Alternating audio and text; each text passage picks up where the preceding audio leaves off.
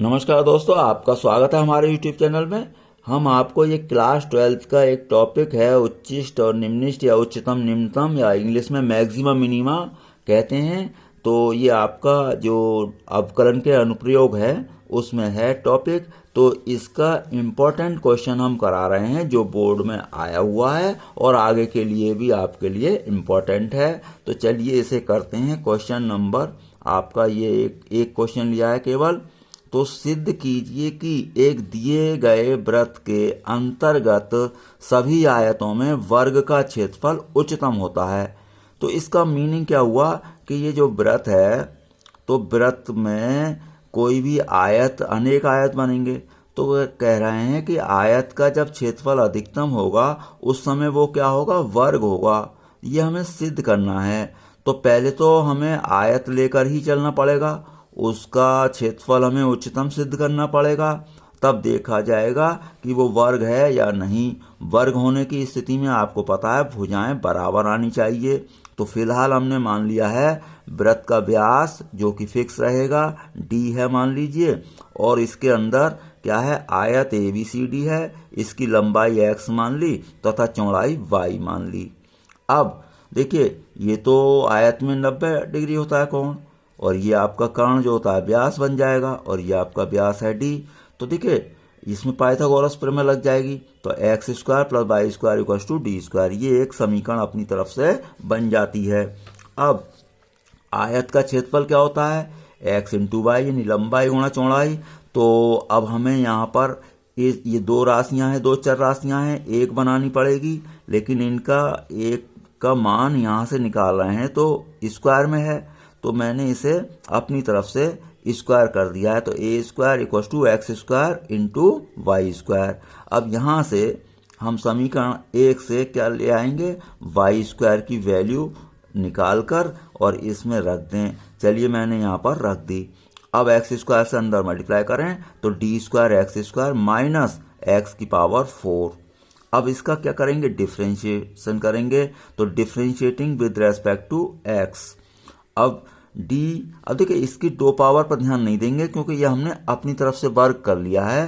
तो इसको आप एक पावर ही समझें या वाई समझें इसके स्थान पर। तो आपको तो वैसे ही समझना है कि dy अपॉन dx कर रहे हैं, इसकी पावर पर ध्यान नहीं देना होता है ऐसे केस में जब हम अपनी तरफ से वर्ग कर लेते हैं। तो अब यहाँ पर क्योंकि वर्ग इसलिए किया है, अगर वर्ग नहीं करते तो y की वैल्यू स्क्वायर रूट में रखनी पड़ेगी आपको।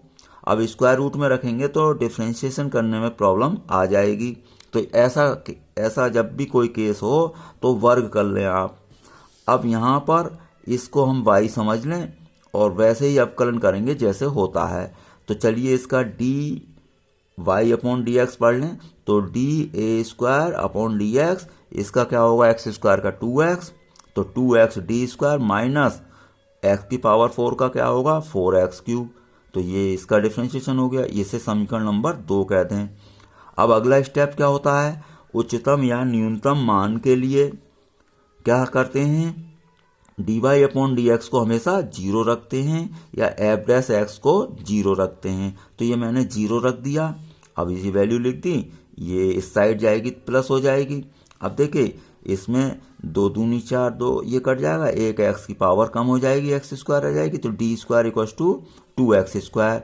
तो मुझे तो x चाहिए, तो x square equals to d square upon 2। तो x आपका आ जाएगा square root d square upon 2, d का स्क्वायर रूट आपका d आया, तो आपका x का मान निकल चुका है। अब उसके बाद क्या करते हैं, एक बार जो अवकलन किया हुआ था उस समीकरण का क्या दोबारा अवकलन करते हैं। स्टेप बिल्कुल फिक्स हैं, तो इसका दोबारा हम अवकलन करेंगे।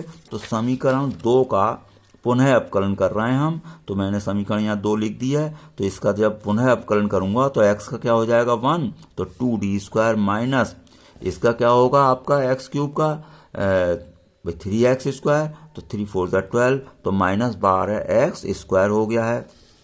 अब x बराबर जो x का मान निकला होता है उस पर इस d2y वाले का यानी कि दोबारा जो अवकलन किया है उसमें x का मान रख देते हैं, जिससे कि इसका मान चेक करना होता है हमें।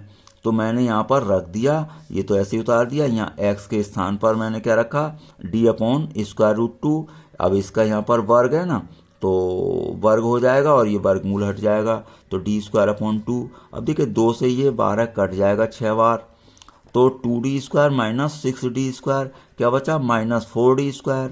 अब देखिए ये कैसा आया, ऋणात्मक, तो हमने लिख दिया d2a²/dx² कैसा है, ऋणात्मक है। तो अब ऋणात्मक होता है तो क्या होगा, आयतन हो या क्षेत्रफल हो, जो भी निकाल रहे हो वो क्या होता, उच्चतम होता है। तो हम यहाँ लिख देंगे, अतः x बराबर d/√2 पर आयत का क्षेत्रफल उच्चतम है, लिख दिया। अब अगर इस उच्चतम है भाई, ये तो आपका चेक हो गया। अब समीकरण 1 में इस x का मान रखकर y निकालेंगे, तो समीकरण 1 में x बराबर d/√2 रखेंगे। समीकरण 1 ये थी आपकी, यहाँ नोट कर दी मैंने। तो x के स्थान पर ये रखेंगे जब, तो d/√2 का होल स्क्वायर हो जाएगा, इसका होल स्क्वायर होगा तो स्क्वायर रूट हट जाएगा केवल, और ये y², इसे इधर ले जाएंगे तो d² माइनस d²/2, तो ये क्या हो जाएगा, y² इसमें से घटाएंगे तो d²/2 बचेगा। अब वर्ग है ये, तो वर्गमूल लेंगे तो d/√2, तो y की वैल्यू निकल गई और पहले x की वैल्यू जो निकली थी। अब हम यहाँ पर ध्यान से देखें कि स्पष्ट है कि x और y देखो बराबर आए हैं, तो x = y = d/√2। और जब अगर दो भुजाएं बराबर हों, वर्ग मतलब वो क्या होता है, आयत वर्ग होगा, यानी कि इसकी लंबाई और चौड़ाई हमारी बराबर आ रही है, तो ये क्या हो गया, वर्ग। यहाँ लिख देंगे, अतः ABCD एक वर्ग है, अर्थात उच्चतम क्षेत्रफल वाला आयत एक वर्ग है। तो ये बात आपको क्वेश्चन में सिद्ध करवाई गई थी। तो ये आपका क्वेश्चन पूरा हो गया है। हमें उम्मीद है कि आपके ये समझ में आ गया होगा। आप हमारे चैनल पर लगातार बने रहें, आपका इसी तरीके से इम्पोर्टेंट क्वेश्चन भी होते रहेंगे और आपका सिलेबस भी होता रहेगा। वीडियो देखने के लिए आपका बहुत बहुत धन्यवाद।